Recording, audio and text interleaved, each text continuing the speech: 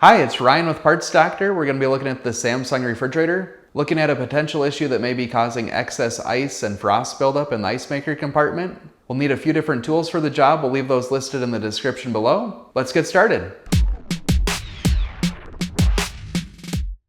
First thing that we'll need to do is put the refrigerator into a forced defrost mode. This will let us defrost the ice maker compartment. Depending on your model refrigerator, there's a couple different button sequences to do this.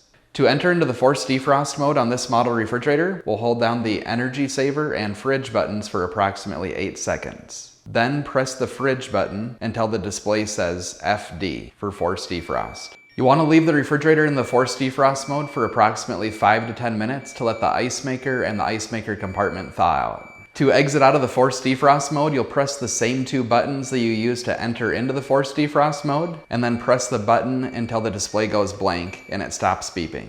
At this time, you'll need to unplug or disconnect power to the refrigerator.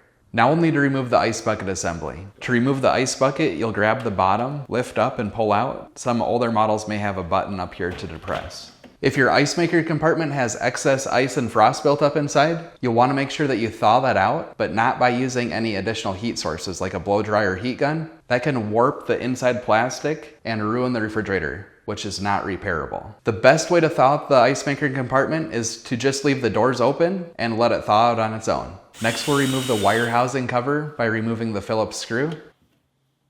With the Phillips screw removed, pull the cover towards you and out to remove it.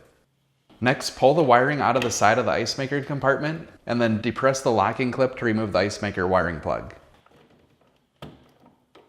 Next, you'll remove the Phillips screw on the ice duct tray. Next, using a flat blade screwdriver, we'll pry the ice duct tray over to the right and pull it down. The ice maker in this refrigerator is unique in that it has a built-in cooling coil on the bottom side of the ice maker. You'll need to make sure that this is fully thawed out, that there's no ice or frost on the coil before removing it. You want to make sure that you're very careful and you do not damage or puncture the coil on the bottom of the ice maker. If it's damaged, the whole refrigerator is ruined and cannot be repaired. To release the coil from the ice maker, you'll use a flat blade screwdriver and you'll pry down on the top of the coil. You'll want the coil pried down just enough so that the ice maker can slide out, but the coil will stay in place. To remove the ice maker, depress the top locking clip, pull the ice maker forward, and then down to remove it.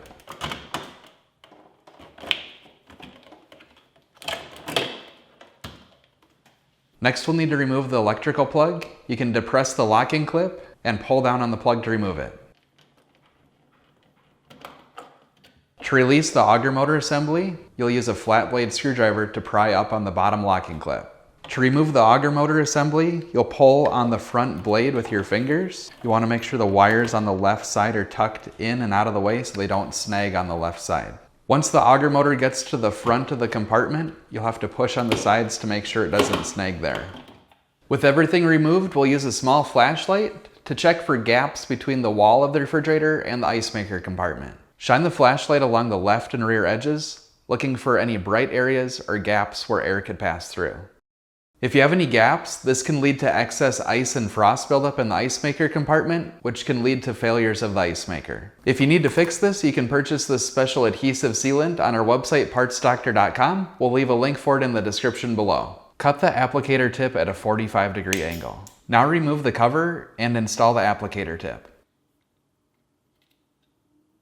Before applying the sealant, make sure that the refrigerator is at room temperature and that the ice maker compartment is dry. Now, carefully apply the sealant along the left and rear seams.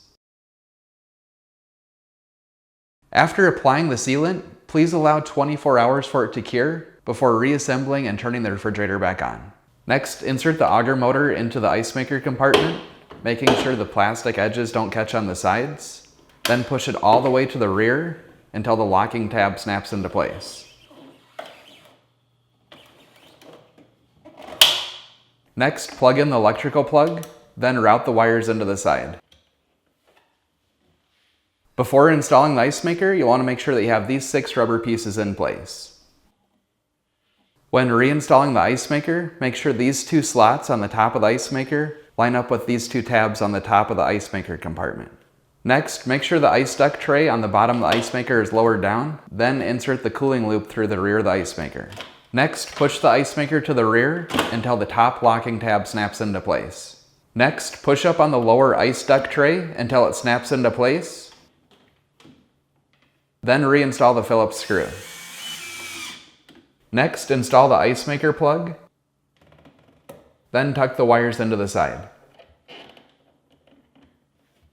Next, reinstall the wire housing cover by pushing it on the side and sliding it towards the rear. Then, reinstall the Phillips screw. Next, reinstall the ice bucket by pushing it until it locks into place.